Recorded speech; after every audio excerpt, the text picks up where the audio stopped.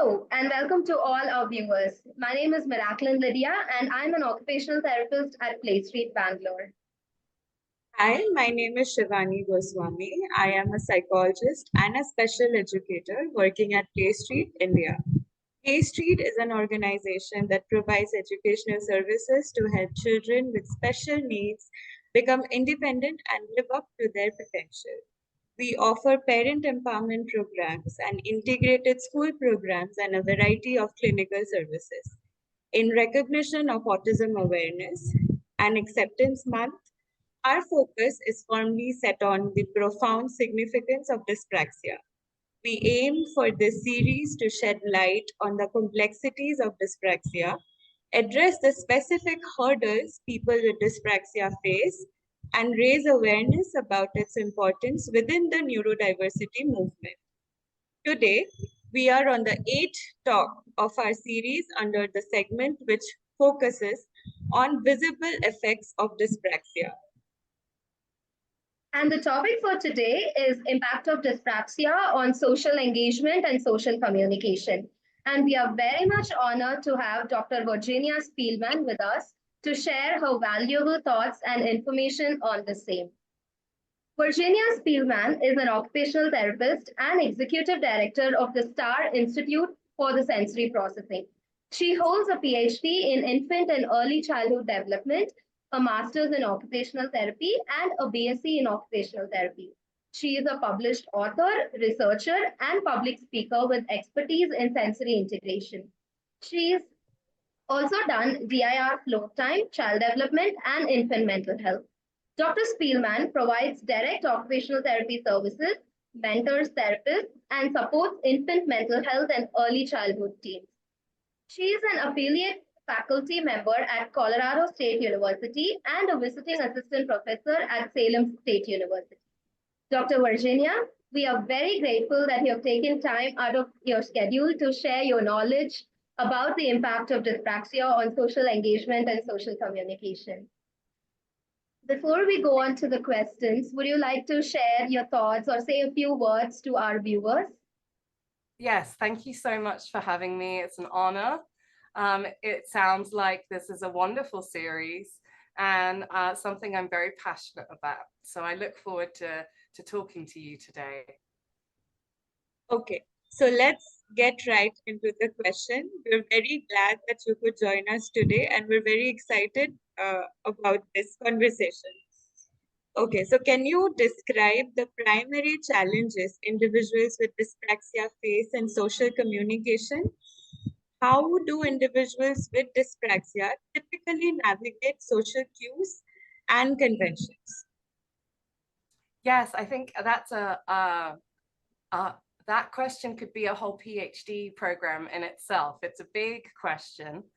So I would start by wanting to point out that dyspraxia presents in many different ways. There are different dyspraxia profiles, and then the impact of those differences on social communication would be, specific to the profile. So, for example, dyspraxia that looks more like classic or traditional developmental coordination disorder, where it is whether you have a child who is able to learn and master motor skills with the right supports and lots of repetition, and then scaffolding to maintain those skills, but who struggles when there's a lot of novelty, when things are new.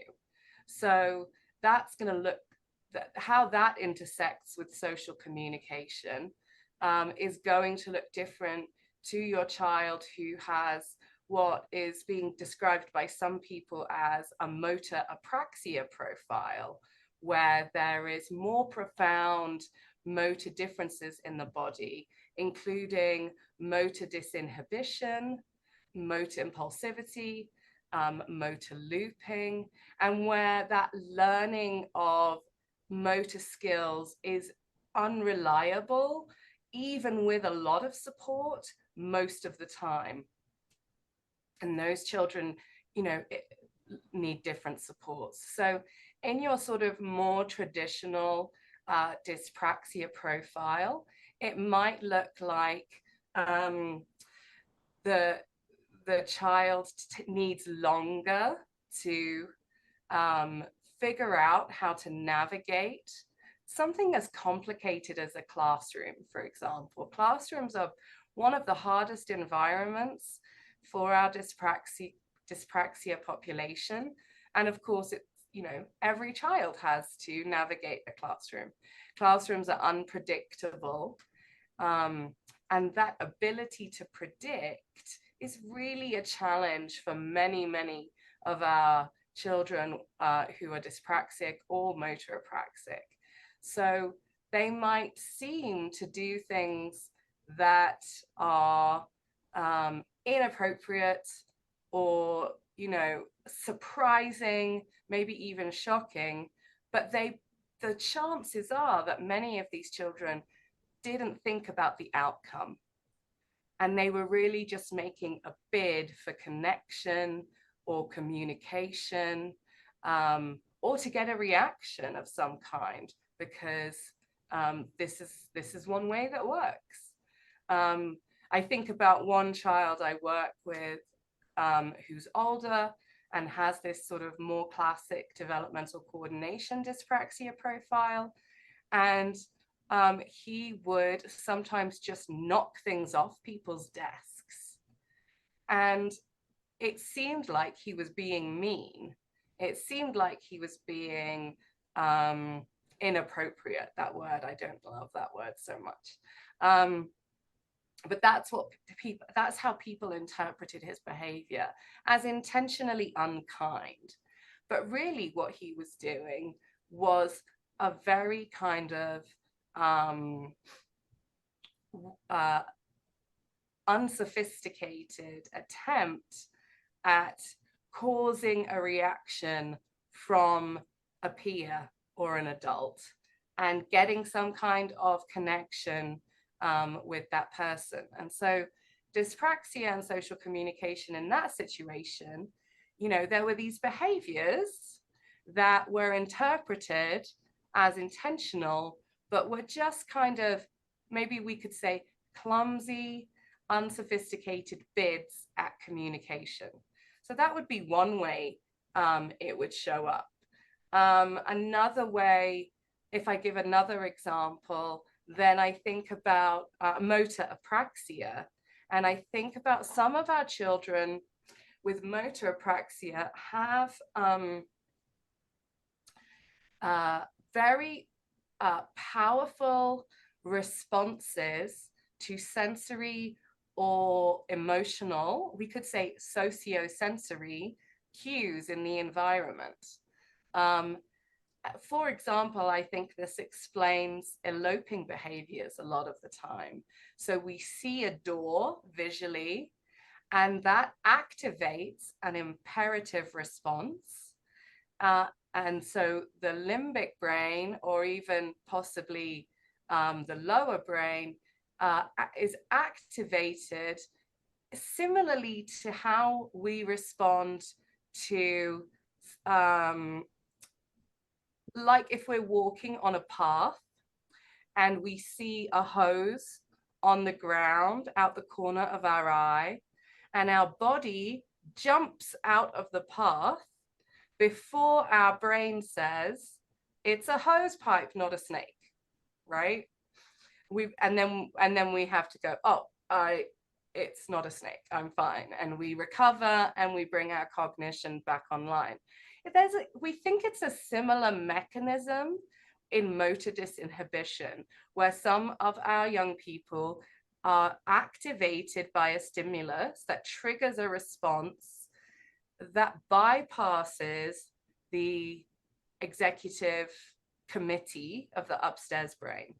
And so these behaviors like, run out the door, right? Or even some sort of behaviors that look aggressive are not intentional. There is no purpose to them from the higher brain. And they almost hijack intention. So my body is now doing something that is thwarting my intention and my purpose. But most of the time, what happens is the people on the outside see an individual who keeps trying to run through doors. And we call them an eloper. And we say, this child's a runner. And then we treat them behaviorally. And the problem with treating them behaviorally is, first of all, we're again ascribing malintent to an individual who really is not, scheming or planning or trying to do something bad. And in fact, quite the opposite, needs our help. And so that speaks to sense of self. But then also we start using behavioral strategies, which are really logic-based strategies that do not take into account the whole brain, right? And so we will say, now listen, we're going to walk past the door and you're not going to run. Okay, we're going to walk all the way past the door. We're not going to run today. No running today. But what we're doing is we're providing more powerful sociosensory cues, and we're creating an even more intense trigger to run out the door, because what the body hears is door, run, right? And emotion from the adult, frustration from the adult, right? So that's, and then what that does is that adds emotion and language to the visual stimuli. So now you have multisensory firing, which makes the signal more powerful. And then it happens 3 times a day, 4 times a day, 5 days a week. And then what happens is that pathway with the multisensory firing becomes more and more myelinated. So yeah, we have an eloper, and it's really hard to break the behavior because it isn't an intentional behavior. But we treat this kid like a difficult kid. Or we have a child who reacts very strongly to having something taken from them, perhaps. And, these children that grab hair.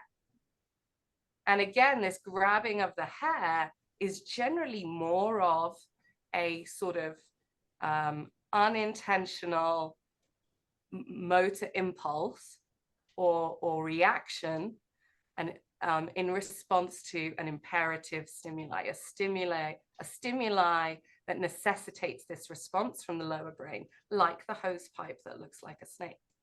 So the child grabs the hair, and then we get upset, and then we tell them not to grab the hair, and we get into the same problem where we reinforce the stimuli, and we tell the child they're a bad kid for doing it. And this child, really the message they need is, I think your body's doing something you don't want to do right now. Let's help your body do something else. So there are lots of ways that these different presentations of differences in praxis will interfere with our social relationships. That was a very long answer because it was a very big question. We could talk about it for hours. Thank you so much, ma'am. Yeah, thank you, Virginia. You have given so many examples. I think we can relate because we do see children here at our school and our clinic. And then I think like my wheels are all turning like, oh yeah, I can relate to the examples that you've given.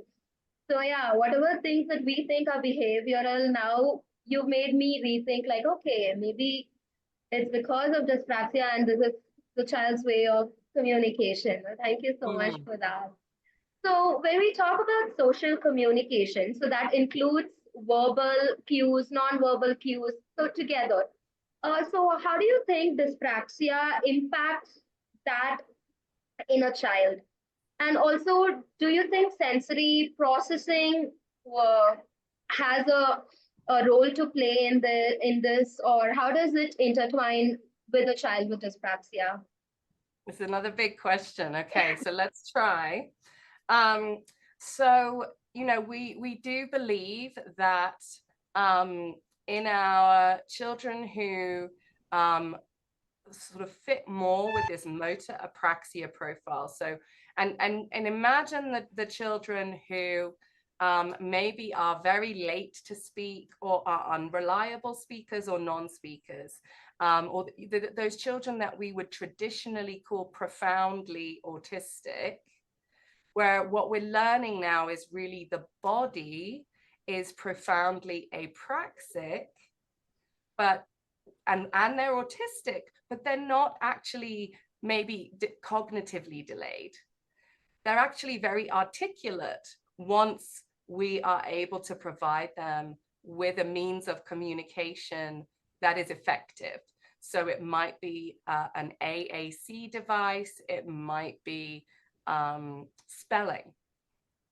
And then we see these many adults now who use spelling or typing or AAC to communicate. And they communicate very articulate, nuanced, and detailed narratives, some beautiful poetry, blog posts, opinion posts, education materials.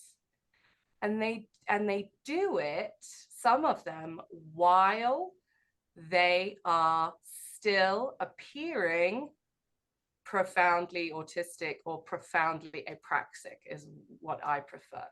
So I'm composing a very mature and again, sophisticated response to a question through spelling, while my face is not showing affect that matches what I'm saying. And my body even is getting up and down from the chair. And I'm maybe, doing some of my repetitive behaviors. And then I come back and I add some more spelling or typing or AAC, and I continue to build this very multifaceted piece of communication, but then I'm still looking profoundly apraxic. So one thing that we really need to integrate into our knowledge, if we're allies, caregivers, healthcare providers, educators of autistic people, is that affect and communication do not always synchronize. And it's not always the goal we need to go for. Right? When we become hyperfixated on affect, and affect is the goal of our intervention, we might miss all of this sophisticated, beautiful communication that this person is capable of. And then we're depriving them of agency and autonomy, and we're depriving ourselves by insisting that you use spoken words and affect the same way a neuromajority holistic person would. So this is a very, very big piece. And so what that might look like with a child in the gym is that we have a child who has, low muscle tone, very profound dyspraxia, whose ability to execute ideas is not corresponding to their age level. They're maybe 9. We're going to presume that cognitively this 9-year-old is at least as capable as her peers, but that her body is where the mismatch is and the struggle is. And so if she asks for more swinging with her body, it doesn't necessarily look like she's enjoying it. Perhaps there isn't a big smile, and because those things are hard.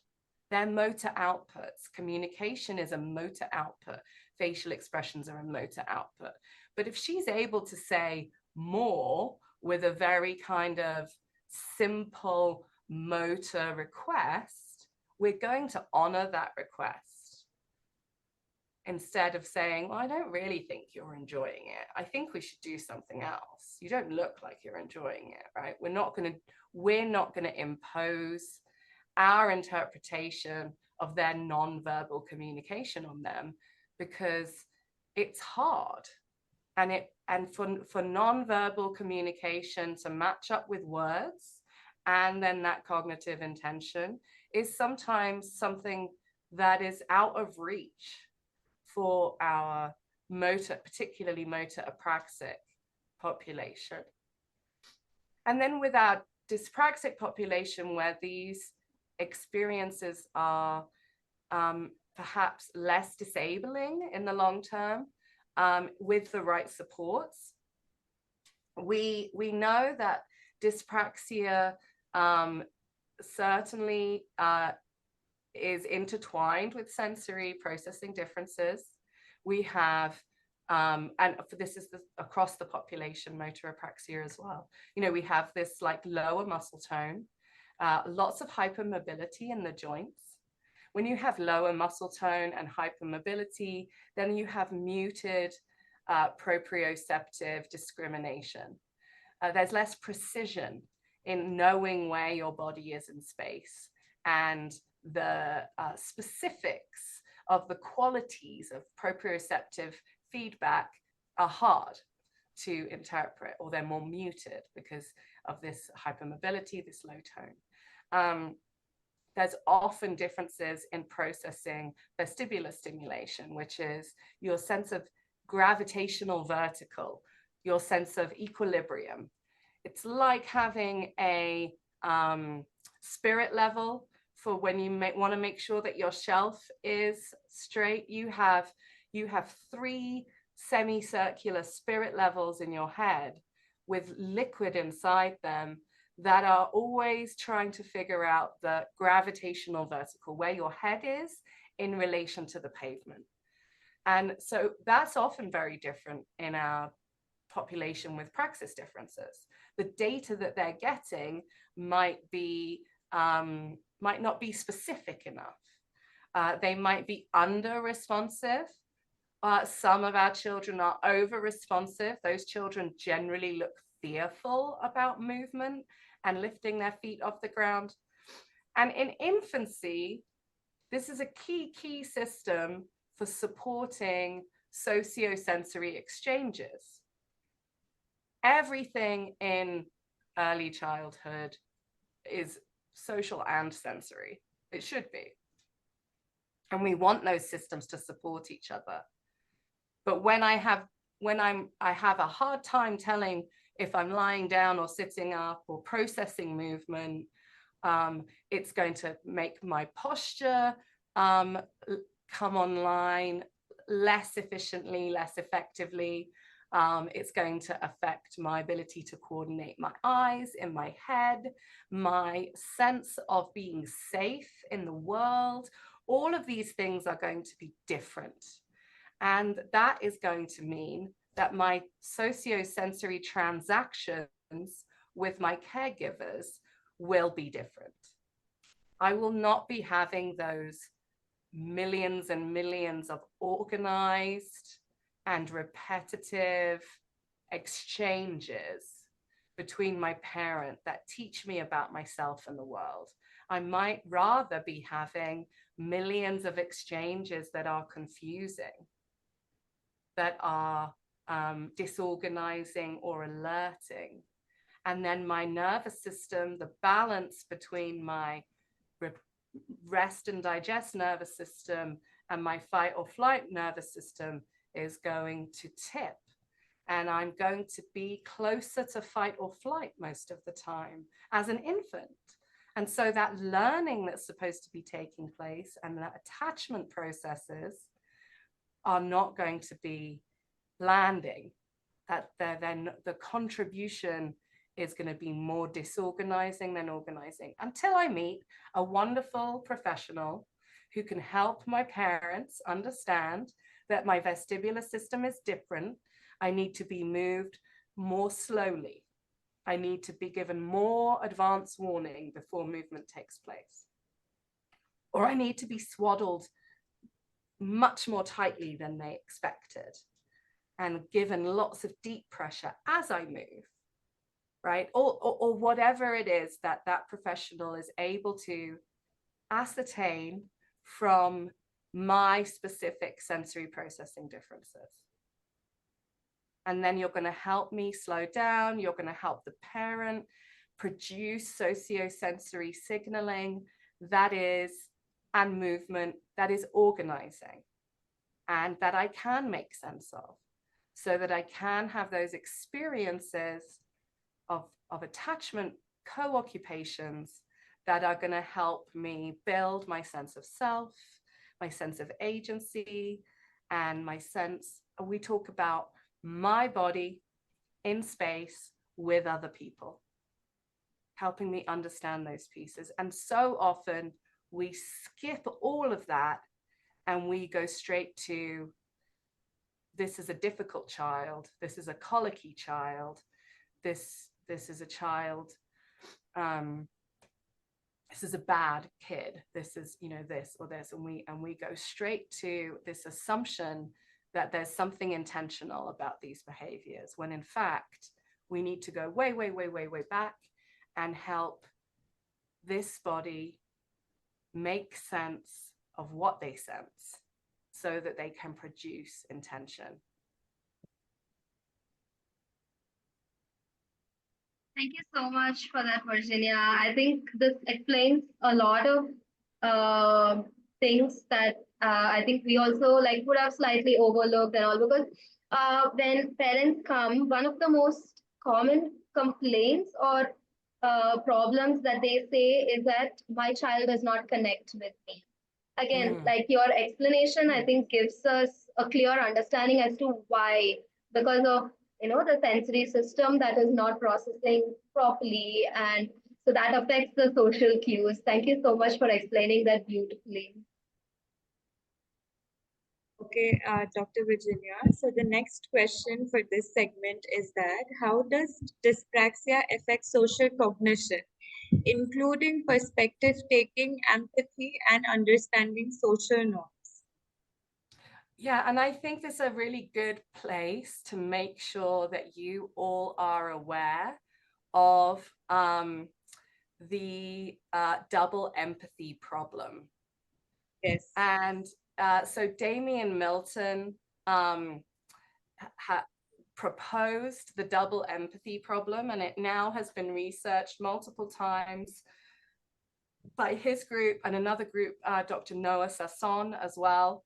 And what the double empathy problem essentially tells us is that between the autistic and non-autistic person, there is mutual incomprehension. It goes both ways, but generally in our societies, we put all the labor on the autistic person. And so if we can unlearn that, that's going to really, really help. And I think it's going to really help with perspective taking and empathy. And I'll tell you why. I think that what we have done in our traditional ways of approaching these differences, and the idea that we have that empathy is one of the core deficits of autism, which was proposed by Simon Baron-Cohen many years ago, but is not something people agree with nowadays, right? There's this idea that autistic people, I remember being told by a very nice psychologist once, but like an autistic person is, you need to have a big sign above my head now. Virginia doesn't really think this, okay? This isn't, you can't use this to as something that I think, but this other person said, an autistic person is just as interested in a light switch as they are in another person. And I remember thinking, that doesn't sound right. But this was a very esteemed psychologist, very nice psychologist. And, you know, at around that time, Dr. Milton's work was also being published for the first time.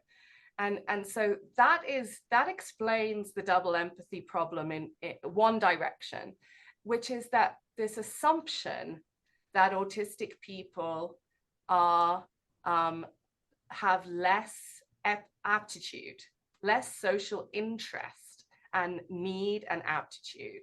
And it's incorrect. Autistic people need community. They need people who love them. Every child, right? We know this, needs an adult, at least one adult who lights up when they enter the room and thinks they are the best human on earth. And autistic children are the same. They need that too, but they also, you know, we used to talk about love languages a lot more than we do now. Have you ever heard about the different love languages? And you go to a counselor or a course with your partner, and you say, my love language is gifts and physical touch. And your partner says, my love language is acts of service and quality time. And that was fine. Oh, great. That's really great. Now I understand your love language. Well, there's a similar social language that we need to learn, really between all humans, but specifically when it's an autistic and a non-autistic who are the communication partners. And so I say, I value you and I love you, my child. What is your social language, right? And then what am I doing as the caregiver? I'm helping them experience in their brain and their body empathy, because I am showing it to them in a way that makes sense for them. And perspective taking, they are having an embodied experience, sociosensory experience of theory of mind and perspective taking and kindness and empathy and compassion. And because they've experienced that in their body, they can code it, and they will naturally want to extend it to others as they develop. You know, historically, that didn't happen, right? Historically, my autistic child doesn't give me eye contact, doesn't do the facial expressions I want them to do, and maybe is slow to respond to their name. So I don't say, you know, historically, nobody was going, I need to learn a different social language for you, my child. What we were doing was we were going, my child's broken. I'm going to drop them off at your therapy practice, like some dry cleaning. And then I want to pick them up, and I want them to be able to make eye contact. And I want them to use facial expressions and say words. And I don't want them to flap their hands anymore. I don't like that. And so what we did was we started trying to take these children and say, I don't really, there is one social language and you don't speak it, and we need to help you speak it. But what that did was it undermined, the message they got was, like, I need fixing and people need fixing. They didn't demonstrate perspective taking because they were never shown it. They didn't demonstrate empathy because they didn't know how to. What we see now actually is that many of our autistic population experience other people's emotions acutely, intensely, and it's overwhelming. And at the same time, we tell them, you don't really like think about other people very much. You care just as much about light switches as you do about people. And so we kind of undermine their own experiences of themselves. And, you know, all of this is very problematic for psychological well-being and for social communication. So, you know, my first point would be the dyspraxic autistic child, we have to learn their social language. and change what we do. You know, we don't go to the marriage counselor and say, well, my love language is quality time, so you just have to deal with that. I'll give you quality time, but I'm not going to use words of affirmation. That's ridiculous, right? We don't do that, but we do it to our autistic children. So it's very strange. And so I think, you know, if we want social cognition, perspective taking, and empathy to really come online, we have to do it. We have to do the work as the caregivers.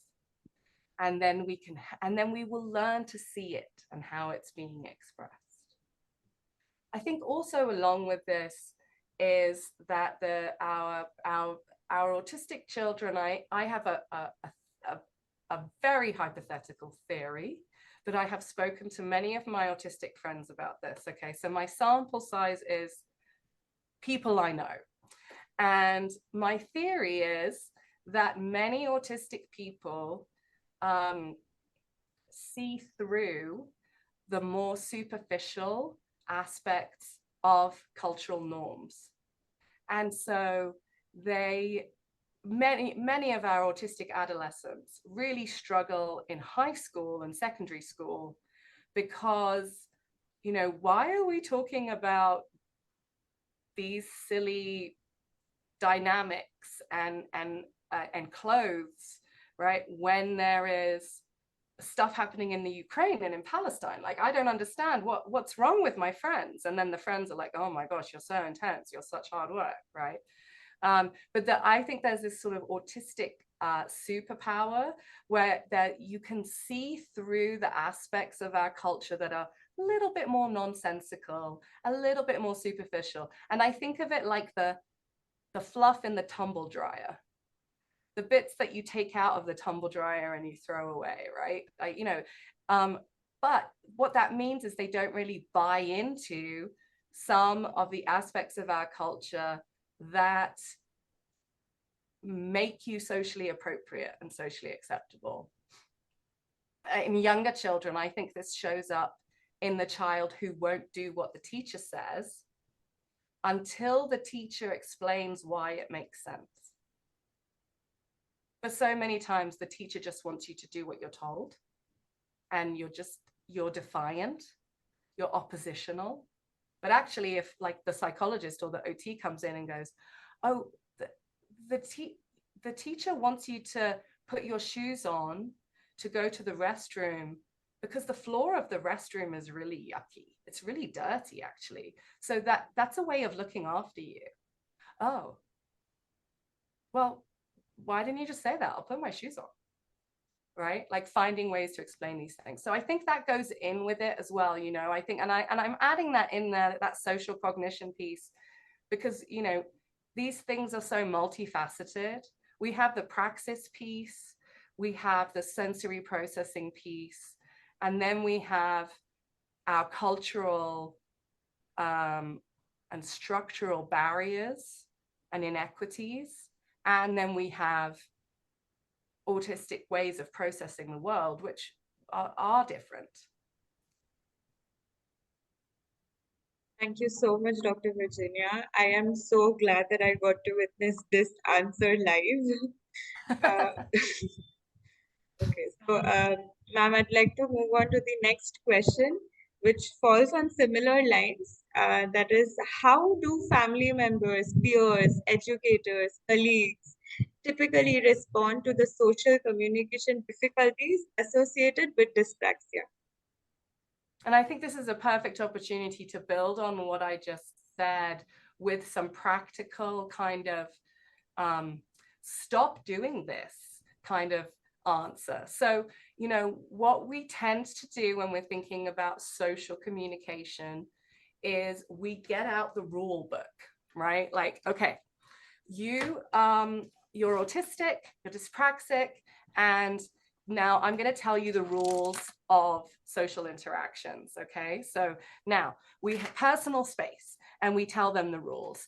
Listening. Okay, when we're listening, we have to do good looking and quiet hands and sitting still and. And all of those things are very likely to undermine the listening capacity of the child, right? Now, if I told you now, Shivani and Merklin, I said, now I want you to look straight at the camera and look straight at me for the rest of the webinar, okay? I want good looking only.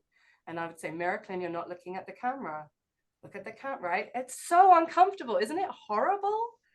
And now you're thinking about what your eyes are doing, and we can't actually have an exchange of interesting ideas, learning content, because I'm telling you where your eyes need to be looking, right? What happens when I do this live, I get people into partners and I say, you have to tell your partner the directions to your workplace without breaking eye contact. It's a very short exchange of information.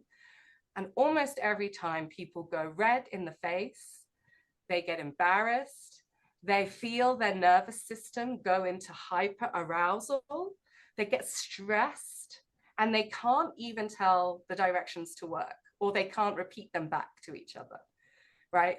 And yet, with our children, we're all about eye contact, and it's not actually, it doesn't match. Eye contact and listening are not the same thing. They're not the same thing. Sitting still and listening are not the same thing. Sitting still, whole body listening is a challenge. And what we do is, I go and I do school visits and I look at my dyspraxic or autistic clients. I look at my autistic motor apraxic clients. That's why I'm there. That's why I've been invited to the school. And they are fidgeting or they're lounging because their posture is difficult. They are changing position a lot because staying still is so hard. But so are their classmates. Their classmates are doing it too. The difference is their classmates don't look autistic while they do it. And so it's okay. But the autistic child is told to do whole body listening. And that is giving them more labor, which is going to detract from their learning. So it's like if I wanted iPhone 3, the iPhone 3, and you wanted to use WhatsApp to talk to your friends. But if you used WhatsApp, it would drain the battery and you couldn't use any other apps. If you wanted to open the other apps, you had to close WhatsApp. You couldn't run it at the same time. Now, of course, if you're old like me, you're not supposed to close your apps, but we still do it because we grew up in the early iPhone age. It's very similar to that, right? I want this child to run this app called learning, called numeracy, and I want them to run this other app called whole body listening. And that whole body listening app is going to drain anyone's battery. It's going to use the random access memory of anyone's processor. But for the autistic child, it's even more challenging.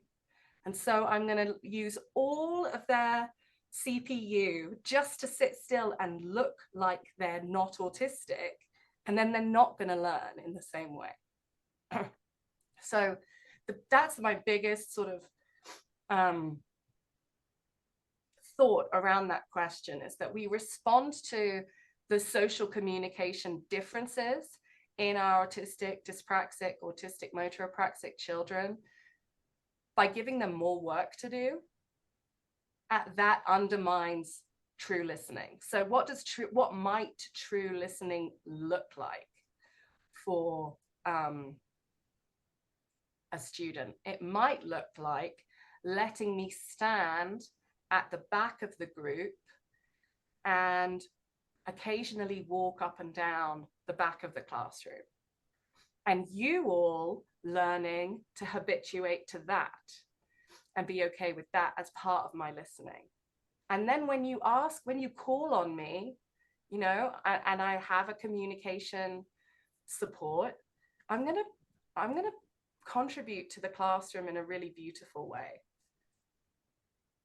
I'm going to be able to be a classroom citizen. I'm going to want to be in the classroom. It might look like letting me flap and talk through my fingers. It might look like letting me talk to you, only looking at you out the corner of my eye. There's all sorts of ways that it might show up. But what we need to do is learn how to support listening and how to support these social contributions, not how to make this autistic child look less autistic so that I can be comfortable in my classroom. Thank you so much, ma'am. Spoke to the core of the problem, I would suggest, because here also when parents come to us, when we have our students with IEP doing and all, so one of the main concerns that they raise is, my child is not maintaining eye contact. My child is not looking at me when I'm telling them to do something and all of that. I think that the way you answered the question addresses all of their concerns. Thank you so much for that. Uh, Also, Virginia, so far the challenges that we've been discussing so far, do you think that the sole reason for it is because of dyspraxia, or is it a combination of dyspraxia and sensory processing, or what at what extent would you place both of it? I really think of it as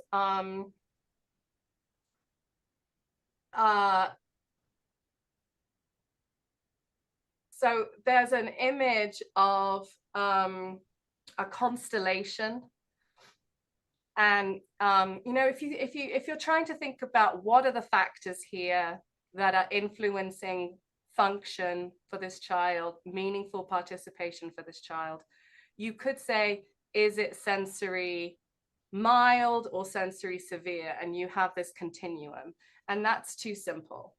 So then you say, well, is it sensory modulation or is it posture? And you have like two axes, and that's too simple.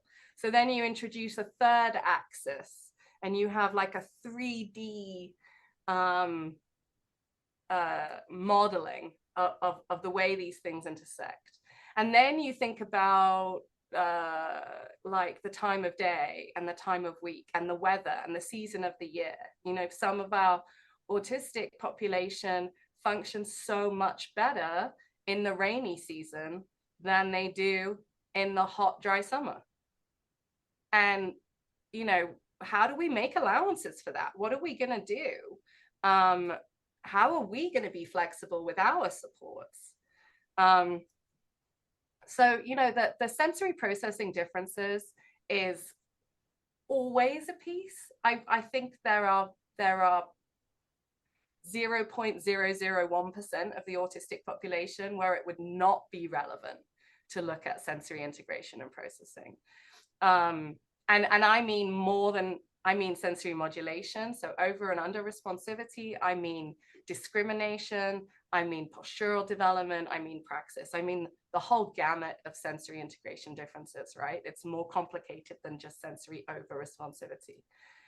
So I think that's everybody, and I think it intersects with my processing differences, the amount of sleep I've had, how hydrated I am, the supports I get and the culture I live in, how hospitable and flexible my environment and caregivers are, and the temperature and the air pressure and so what we want people to really be thinking about is all these systems of influence and how they intersect.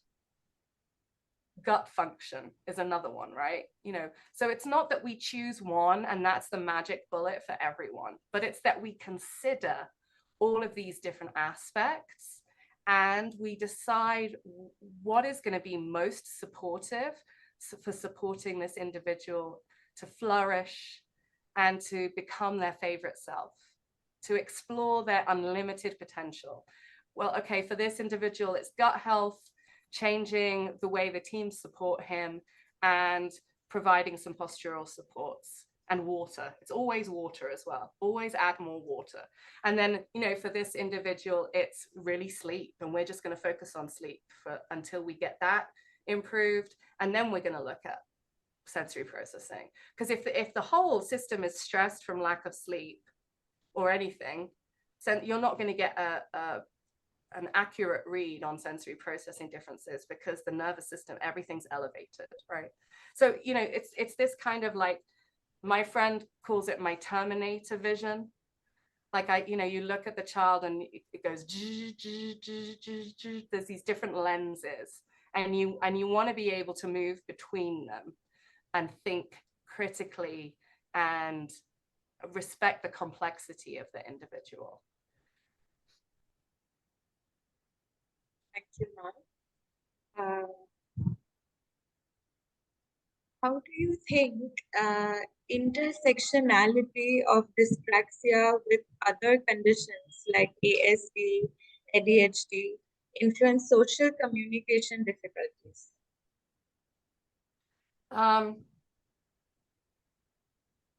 Yeah, I mean, I think sort of we've spoken to that a little bit, so where we've got autism and ADHD, I think, can show up in very sort of similar ways with social communication differences. And, a lot of people think ADHD is a better diagnosis to have because you can come across in a more mainstream way of communicating. And that might be masking or camouflaging, or it might be, that there's this incredible variety in human expression. So, I think the main things I would want us to think about when we're thinking about intersectionality is mental health. So, is this individual experiencing extreme social anxiety? How can we support that? Depression, internalizing, and those sorts of things. So I'd really want us, what I really think we need to think about when we're thinking about social communication and social development is, instead of insisting our children show up in neuronormative ways, which can be damaging to mental health, helping them, writing goals, helping them, realize that there are levels of social relationships, and that it's okay to have these levels of social relationships. So I might treat most of my classmates more like acquaintances, right? But we tend to write goals where we expect the child to have like amazing play and friendships with their classmates, but that might not happen. They might be more like acquaintances. So let's equip them to have acquaintance type relationships. And then we have sort of more authentic and connected friendships, right? Where we can be ourselves. And that might not be in my classroom, but it might be in the group that meets in the library on Thursdays to talk about philosophy or Pokemon or Bollywood. I don't know. I'm thinking about my friend in Hong Kong. We had a Bollywood dance group, right? And then that was so exciting for these dyspraxic autistic girls. And so because we had an affinity group, they were able to connect and form some relationships, but it wasn't necessarily with their classmates. And then you also have like deep community that you want people to be able to find their people. And so we want to support belonging and finding belonging, but we don't want to force it with acquaintances. That kind of makes sense, right? Like you wouldn't want to have to be friends with people as decided by your boss. That's not going to work for you, right? So when I'm thinking about intersectionality with social differences, dyspraxia and autism and ADHD, I'm thinking more about mental health. I'm thinking more about social flourishing. And then I'm thinking, how can we support our autistic population to find their people, and so affinity groups would be one of the things that we can do and stuff like that. So I think I come at that question from a different direction. Thank you so much. So this gives a new perspective for us, like, how you network the autistic group with fellow autistic groups so that they can flourish and they can form deep-rooted connections and all. Thank you so much for that. So Virginia, so far we've been talking about how children with dyspraxia face difficulties in a single play setup where when they are playing and all. So how is it different in a team play, in a team sports, or in a group play setup? And do sensory processing also contribute to the intensity of the challenges? Absolutely. One of the unique challenges that's been researched is that the dyspraxic population are excluded by the majority because they look different, they're not as efficient with their movements, not there are lots of whys and reasons, but that they actually experience othering and social exclusion. They're the last ones to be chosen for the team. And so, of course, that can be harmful and hurtful. And it can also sort of create a pattern. And then the child starts to expect to be excluded, or they might develop some strategies of clowning or excluding themselves, not participating, and those sorts of things. So participating in team sports particularly really benefits from preparation with a PE teacher, a physical therapist, or an OT, so that they can have some extra time to master the skills that the other children are learning, because their pace of processing and experience that is different. And of course, there are differences in posture and motor planning, and maybe they have imprecise proprioceptive processing, or differences in vestibular processing. That equilibrium sense absolutely contribute. And so does the culture of that particular group and school. Thank you, Dr. Virginia. That was extremely insightful. So what do you think are some of the misconceptions or stereotypes about dyspraxia and social communication that you have encountered? I think the most pervasive and problematic is probably judging people's intellectual capacity based on their motor capacity, based on their coordination.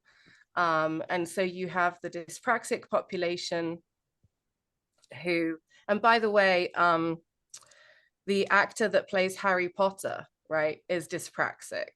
There are many people who are dyspraxic and they've found what works for them.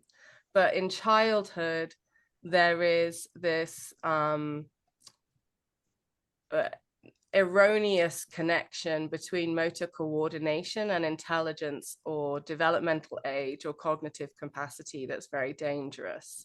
Many of these children are, in fact, very, very smart, including those with motor apraxia who maybe are non-speaking or partially speaking. When we find those children the right communication supports, they demonstrate to us that they are at least, if not more, cognitively able as their peers. I think other stereotypes about dyspraxia, I think it's just maybe it's not a stereotype, but it's so common that the dyspraxia is missed because of the adaptive behavior that the child has developed. And so they're just seen as a clown or a bad kid or a weird kid. They're seen as avoidant or controlling, bossy, a bad kid, like I said. And, you know, what we sort of deal with that surface level behavior instead of looking at the ingredients of why that behavior emerged in the first place. And often, you know, with some children, there's just an accumulation of multiple mild to moderate differences in praxis. You know, like my bilateral coordination and my posture and my hypermobility just mean I work that much harder, but I have good strategies. So you'll never notice. I'll fly under the radar. You'll never notice how hard I'm working until an OT comes in and does a full evaluation. You know, and I'm able to mask or camouflage my challenges so much so that you will think I'm competent from a motor point of view. Really, the truth is I'm avoiding the things that are hard. You know, I've had kids who were amazing at skiing. And living in Colorado, everyone goes skiing except for me. And these kids are amazing skiers, but horrible at running. Running is really hard, and you know, they fall over and they look awkward on the rugby field or the American football field here. And it's very curious to people, like, why are they so good at skiing? But skiing is asymmetrical generally. Your legs stay somewhat symmetrical. You're going very, very fast, getting lots of vestibular input. And then like these slower, more coordinated movements like running are challenging. So it's very interesting to me. I think that, you know, the classic metaphor is the iceberg. And the tip of the iceberg are the adaptive strategies that this child has developed that have probably become maladaptive now. But we just deal with the tip of the iceberg. We don't look underneath the surface at all of those contributing factors. Thank you. So, ma'am, what would you think? Like these perceptions and attitude that prevails in the society about dyspraxia. So, do these challenges affect the individuals from getting the opportunities that they should be getting? I think that's a complicated question.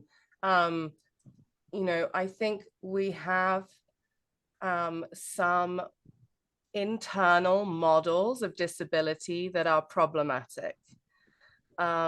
And many of them have come from colonized medical care and the medical model, which, you know, the medical model is designed for acute medical conditions. So that means short-term, somewhat severe, possibly life-threatening injuries or illnesses.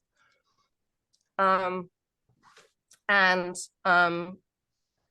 that's, so it's appropriate in those situations of acute care for the healthcare practitioner to be looking at the diagnosis and concentrating on the diagnosis more than they concentrate on the whole person. If your bone is sticking out of your leg, you don't want to talk about what you had for breakfast. You don't want to talk about your family system and your relationships.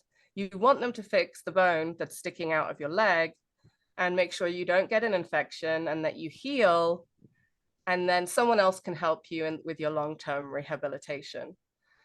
But what we've done with the medical model is we've applied it beyond illness and disease to special needs and all differences, because we have this idea that there's one right way to be human. You know, we used to celebrate diversity, and Indigenous populations still celebrate diversity and appreciate it. And I think, you know, partly the cultures where there's a celebration of biodiversity and a connection to the earth find it easier to celebrate neurodiversity and human diversity, right? You know, and but the Western world and colonized medicine is very homogenous. It likes, like, you know, it's designed for one type of body. And we're told we should all aspire to this one type of body. We should all look a certain way, have a certain shade in our skin, you know, because we're worth it, and we shouldn't have wrinkles, and we should, you know, and then, yeah, our faces shouldn't move, and all of these different things. And so we've put different bodies in the same bucket as illness and disease. And when you apply that acute lens to a different body and you look at it as a problem or a diagnosis that needs to be fixed, you're telling that person that they're inherently broken. Instead of, you're different and you need different experiences to master posture and praxis and so on. And then we also have another sort of pervasive model of disability that's the moral model. The moral model of disability is this idea that someone somewhere did something that resulted in this person being disabled. And it might be the person's fault, or it might be their family's fault, or even their mother's fault.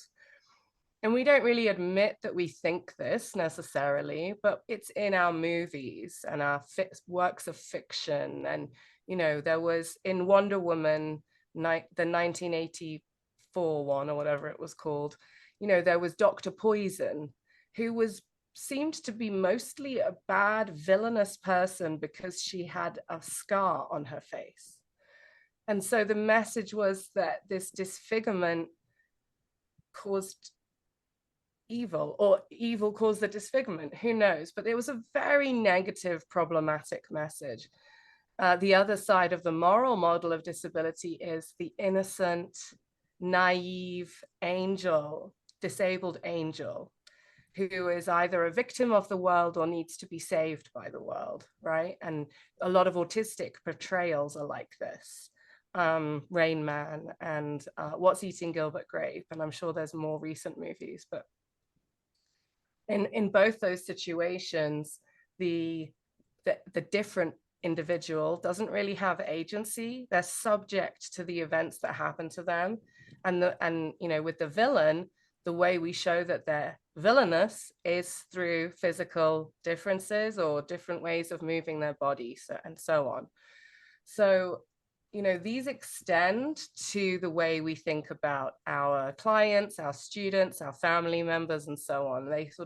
They're pervasive, they sneak in, and then they become baked in to the way that we think. And we have to be very deliberate about unlearning them.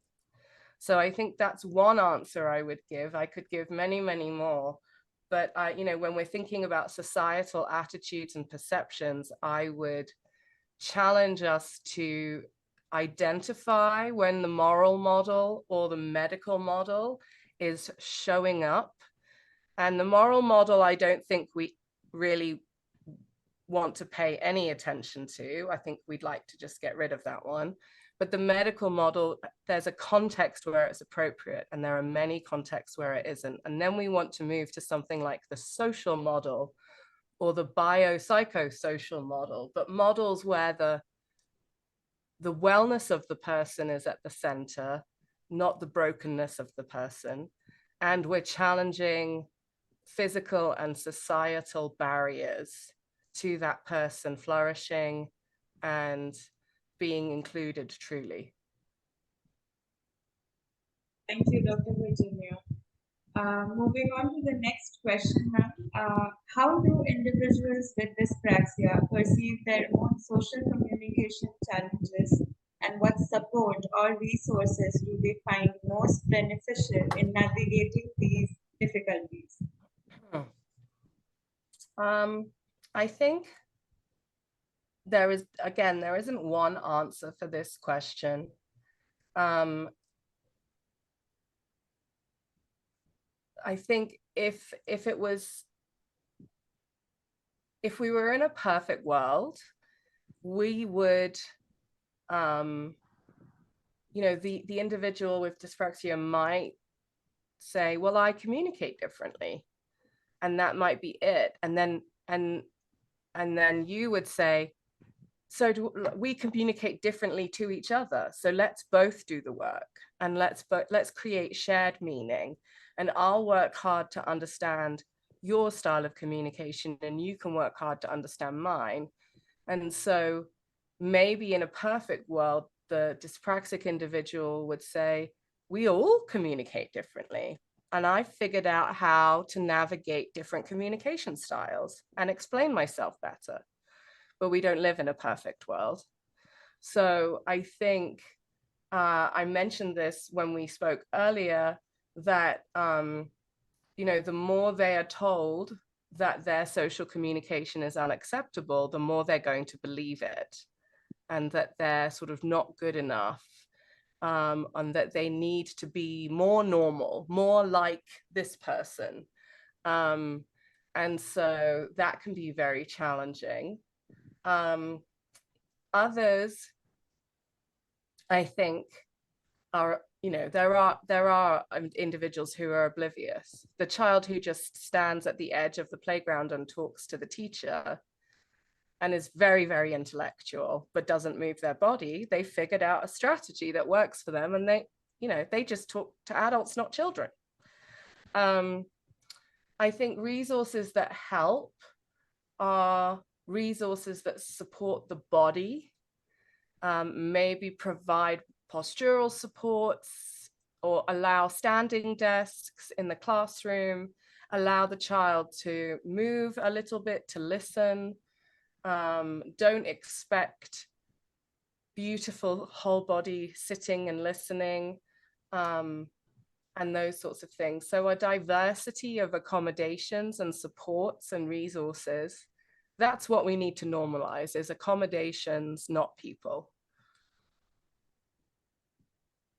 From your experience, what are some coping strategies individuals with dyspraxia develop to navigate these social situations?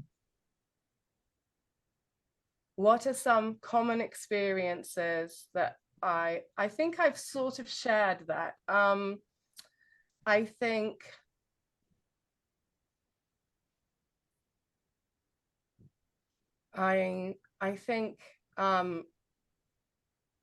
probably the one that's coming to mind the most right now, because of one of my families that I'm working with, is, the world moving so much faster, and all the strategies that this child has developed to try and guess what is going on. Whereas if everyone just slowed down 2 more seconds and provided maybe pictures along with spoken instructions to support working memory and sequencing tasks, that this child would be experiencing what we want in childhood, which is, wow, I'm learning, I'm getting stronger, I'm growing, I'm part of this classroom community, I make good contributions. But instead, it's, did I get it right? No, I need more information. I'm going to look at this friend. Oh no, okay, I'm going to rush. I'm going to start the task before the teacher's even finished explaining it, so that I have a better chance of, now I'm being told for being impulsive, I'm being told off. Now, I'm going to try this, I'm going to try this.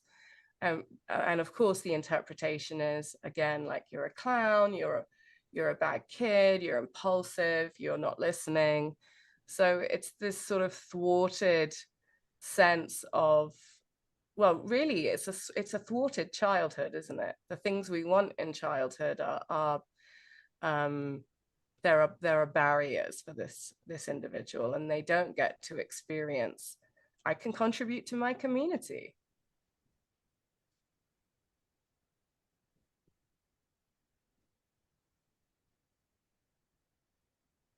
So Dr. Virginia, so far we've been talking about the difficulties that individuals with dyspraxia have been facing and all of that. So how do you think that, as professionals or as educators or employers, how could we raise awareness about dyspraxia's effect on social communication, so that we could maybe build more inclusive communities. So, what are your suggestions on that? Yeah, I mean, I think I would come back to the idea of celebrating diversity and normalizing accommodations. So I'm not sure I would even, you know, maybe 15 years ago, I would have made an information sheet about dyspraxia and social communication. Whereas now my information sheets are much more like, here's the harm your attitude is doing to this group of people.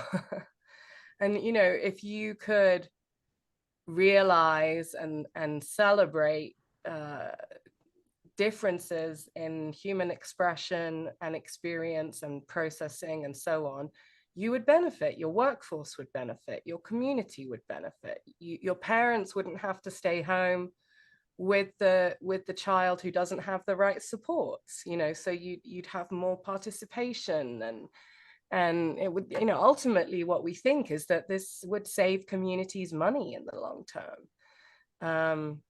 So I think I would, you know, I really appreciate at the moment the new campaign. Now let me see if I can find her name. Madison Tevlin. Madison Tevlin, and I will say she does use a couple of swear words in the video, but she has created a new campaign in an ad called "Assume That I Can." Assume That I Can, and she's an actress and has Down syndrome. So of course, you know, classically with Down syndrome, there's differences in tone, muscle tone, in motor control and posture and speech production, and a lot of those align that it's dyspraxia in the Down syndrome population. But it's a wonderful commercial advertisement that challenges stereotypes and it's quite confrontational, but I think that's where we're at. And so, you know, I want more campaigns that are saying, I want to bring your attention to something, and it's how you think about me that's the problem. And that's what I'd like to, you know, have you notice, and then ideally decide to do something about it and unlearn it and change your mindset.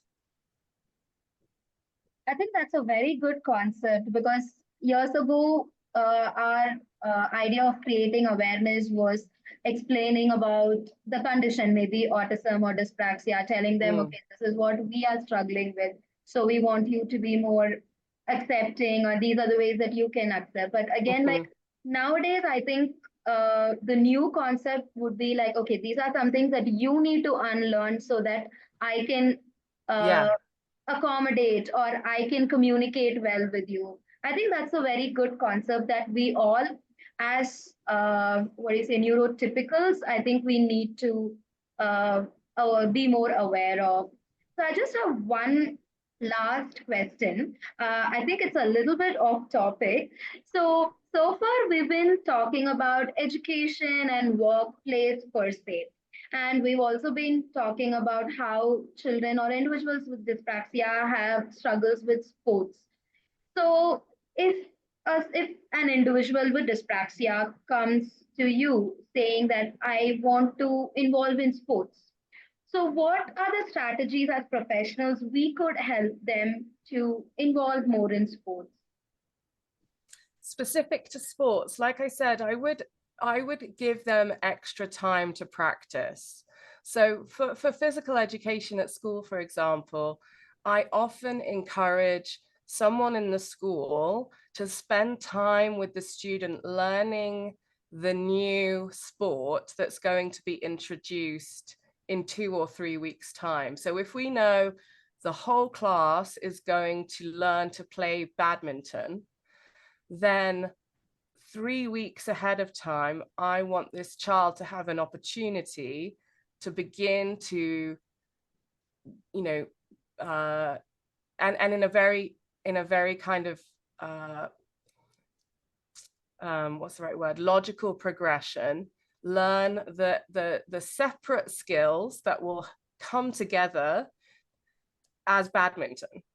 But we're going to break them down. We're going to say, okay, the first skill for this child, it might be holding a bat and hitting a balloon. And that's what we're going to learn. And then hitting a shuttlecock that's suspended on a string. And then hitting a shuttlecock that's been thrown slowly. And now we're going to hit a shuttlecock from a distance. And then, you know, so they don't have to be, they're not going to be perfect, and they don't have to be perfect by the time the class is there with them, but they're also going to have a feeling of, I can do this. I'm not going to look like a catastrophe because I have some of these skills that the other children may learn in 1 or 2 lessons, depending on, you know, this child's profile. So I think with sports, that's one of the things I would do. I would love to see people doing that with playground games as well, you know, and street games that the children play together. So, you know, it used to be marbles or jumping jacks. It used to be, there was a time when I was remembering the other day when my children really loved the toys that spin, and they would battle with each other in an arena. I forget the name of them. I think Yes. yeah. You know, but like, when are we helping the dyspraxic child learn that so they can engage in those meaningful social participations? So, you know, sports and other sort of forms of more semi-structured play where there is a right way to do it if you want to participate in that social setting. Thank you so much, Virginia. It was a very insightful learning also for us. So, because here we have parents who come and ask us if, you know, our child could go for sports and what sort of sports would you suggest and all of that.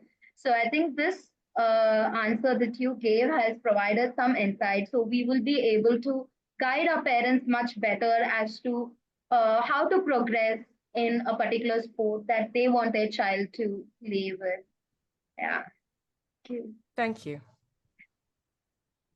So on behalf of the PlayStreet team, I would like to thank Dr. Virginia for taking the time to share your insights and expertise with us today. Your perspectives have added valuable depth to our understanding of dyspraxia on social engagement and social communication. To our viewers, we hope you found this interview insightful.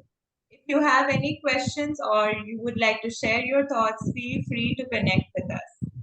At PlayStreet, we offer a special program called the Dyspraxia program, which encompasses intensive OT, STPT, upbeat, and co-regulation.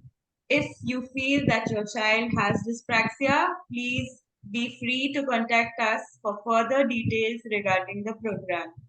Thank you again for being a part of this conversation. Have a great day. Thank you.